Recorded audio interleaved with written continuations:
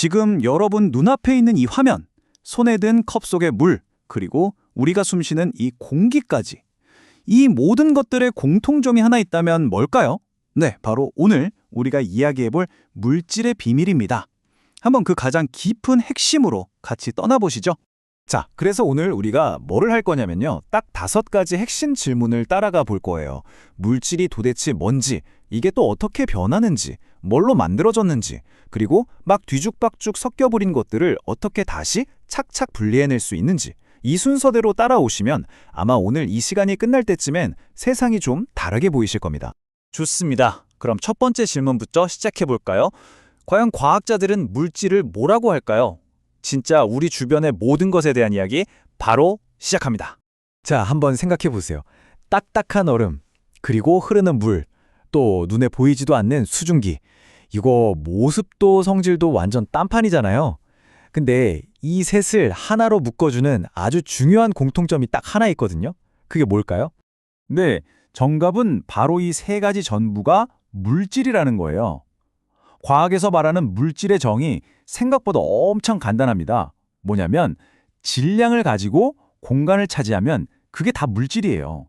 단단한 얼음? 당연하죠. 흐르는 물? 물론이고요. 심지어 눈에 안 보이는 수증기까지. 이 조건만 만족하면 전부 물질인 겁니다. 보통 물질은 이렇게 3가지 얼굴, 그러니까 3가지 상태로 존재해요. 먼저 돌멩이 같은 고체. 이건 뭐 어딜 가든 자기 모양 그대로 딱 버티고 있죠. 근데 물 같은 액체는 좀 달라요.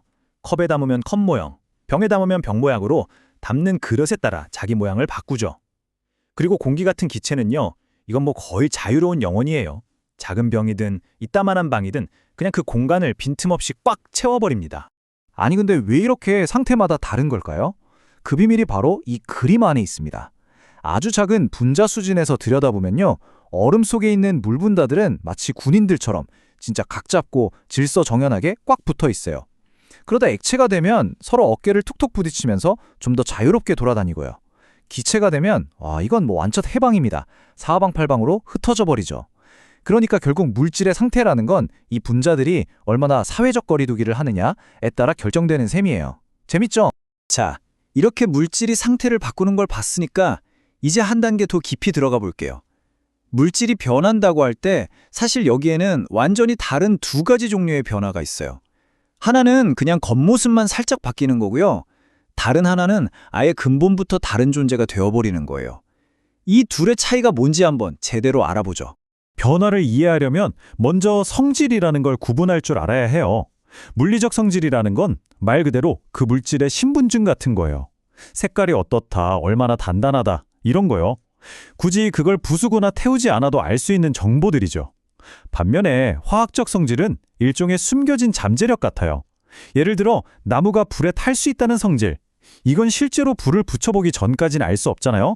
이렇게 다른 물질과 만나서 뭔가 큰 변화를 일으킬 때만 드러나는 특성, 그게 바로 화학적 성질입니다. 네, 바로 이겁니다. 이게 진짜 중요한 포인트예요. 왼쪽에 얼음이 녹아서 물이 되는 거, 이건 물리적 변화예요. 왜냐? H2O라는 물 분자 자체는 그대로고 그냥 분자들끼리의 배열, 자리만 바뀐 거니까요. 근데 오른쪽은 완전히 다른 차원의 이야기입니다. 물에 전기를 찌릭 하고 흘려주면 H2O 분자 자체가 쪼개져 버려요. 그래서 완전히 새로운 물질인 수소랑 산소로 다시 태어나는 거죠. 이건 그냥 변화가 아니라 아예 다른 존재로 변신하는 거예요. 완전 다른 거죠. 자, 그럼 여기서 깜짝 퀴즈. 반짝이던 쇠못이 시뻘겋게 녹쓰는 거, 이건 물리적 변화일까요? 화학적 변화일까요? 정답은 바로 화학적 변화입니다. 왜냐면요, 그 붉은 녹은 더 이상 그냥 철이 아니거든요. 공기 중에 있는 산소랑 만나서 산화철이라는 아예 새로운 물질로 변해버린 거니까요. 좋아요. 이제 물질의 상태가 뭔지, 또 어떻게 변하는지도 알았어요. 그럼 이제 물질 그 자체를 한번 파고들어 볼까요? 어떤 순수한 물질이 있다고 쳤을 때 이걸 계속해서 쪼개고 또 쪼개고 그렇게 끝까지 가면 과연 뭐가 남을까요? 그렇게 쪼개고 쪼개서 도착하는 최종 목적지, 그게 바로 원소입니다. 물질 세계의 알파벳이라고 생각하시면 딱 맞아요. 화학적인 방법으로는 더는 쪼갤 수 없는 가장 기본이 되는 재료들이죠. 우리가 학교 다닐 때 외웠던 그 주기율표, 그게 바로 이 모든 알파벳들의 목록인 셈입니다.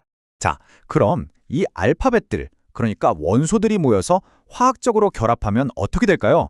바로 단어가 만들어주는데 이걸 우리가 화합물이라고 불러요. 여기서 진짜 중요한 건 이게 그냥 섞이는 거랑은 차원이 다르다는 거예요. 생각해보세요.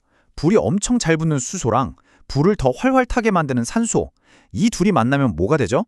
오히려 불을 꺼버리는 액체, 물이 되잖아요. 이게 바로 화학결합의 마법이죠. 완전히 새로운 성질이 탄생하는 거예요. 오케이. 그럼 이제 우리는 화학적으로 딱 정해진 순물질이라는 게 있다는 걸 알았어요.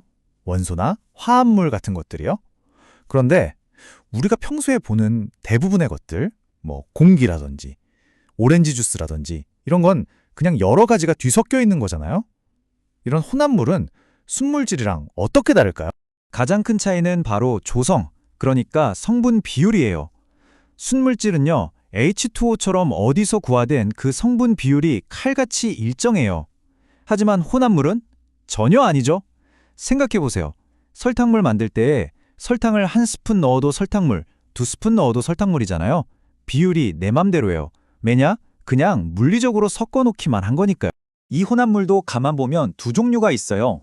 왼쪽 소금물처럼 윗부분을 마시나 아랫부분을 마시나 짠맛이 똑같은 거. 이걸 균일 혼합물이라고 해요. 소금 알갱이가 눈에 안 보일 정도로 아주 고르게 녹아 들어간 거죠. 반면에 오른쪽 흙탕물 같은 건 어때요? 가만히 놔두면 흙이 아래로 가라앉아서 위는 맑고 아래는 진하잖아요. 이렇게 성분들이 고르게 섞여 있지 않은 걸 불균일 혼합물이라고 부릅니다. 간단하죠? 자, 그럼 지금까지 우리가 물질을 어떻게 나누고 구분하는지 열심히 배웠잖아요. 이제 이 지식을 한번 써먹어 볼 시간입니다. 만약에 여러분이 실수로 소금이랑 모래를 섞어버렸어요. 아, 망했다. 쉽겠죠? 근데 아니에요. 이걸 다시 분리해낼 방법이 있습니다. 어떻게 하냐고요? 바로 우리가 앞에서 봤던 물리적 성질을 이용하는 겁니다. 첫 번째 방법은 바로 증류입니다. 이건 물질마다 끓는 온도가 다르다는 점을 이용하는 거예요. 예를 들어 소금물을 팔팔 끓이면 어떻게 되죠? 물은 100도가 되면 수증기로 날아가 버리지만 소금은 훨씬 높은 온도에서 끓기 때문에 그대로 남아있겠죠. 그럼 우리는 날아가는 그 수증기만 따로 모아서 차갑게 식히는 거예요. 그러면 짠맛이 하나도 없는 깨끗한 물만 얻을 수 있게 됩니다. 실제로 바닷물을 마실 수 있는 물로 만드는 거대한 시설들도 다 이 원리를 쓰는 겁니다. 두 번째 방법은 여과인데요. 이건 그냥 거르기라고 생각하시면 돼요. 우리가 핸드드립 커피 내리는 거랑 원리가 똑같아요. 물은 필터를 슝슝 통과하지만 그보다 입자가 훨씬 큰 커피 가루는 통과 못하고 걸러지잖아요. 바로 그거예요. 이렇게 입자 크기 차이를 이용해서 고체랑 액체를 분리하는 거 아주 간단하면서도 효과 만점인 방법이죠. 그럼 이 두 가지 기술을 합치면 어떻게 될까요? 더 복잡한 문제도 풀 수 있습니다. 자, 아까 그 문제로 돌아가서 이번엔 모래랑 소금이 둘 다 물에 섞여 있다고 해보죠. 이럴 땐 어떻게 할까요? 간단합니다. 일단 첫 단계로 여과를 해서 큼직한 모래 알갱이부터 싹 걸러내는 거예요. 그럼 이제 소금물만 남았죠? 그 다음 단계는 그렇죠.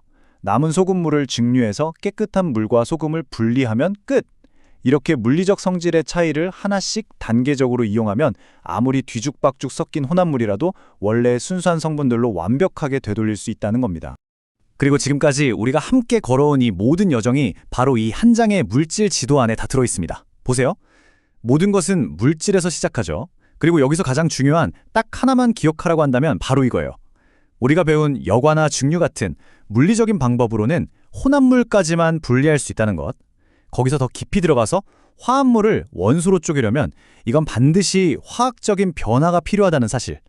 이게 바로 이 세상을 이루는 물질을 나누는 가장 근본적인 법칙입니다. 자, 오늘 우리가 준비한 이야기는 여기까지입니다. 어떠셨나요? 이제 여러분은 세상을 볼 때 그냥 여러 가지 물건들이 있는 곳이 아니라 원소와 화합물 그리고 혼합물들이 복잡하게 얽혀있는 거대한 시스템으로 보게 되실 거예요. 지금 당장 주변을 한번 둘러보세요. 여러분 눈에 보이는 혼합물은 뭐가 있나요? 커피? 주스? 공기? 그렇다면 오늘 배운 지식으로 그걸 어떻게 한번 분리해 보시겠어요? 이제 세상은 여러분에게 아주 흥미로운 과학 실험실이 될지도 모릅니다.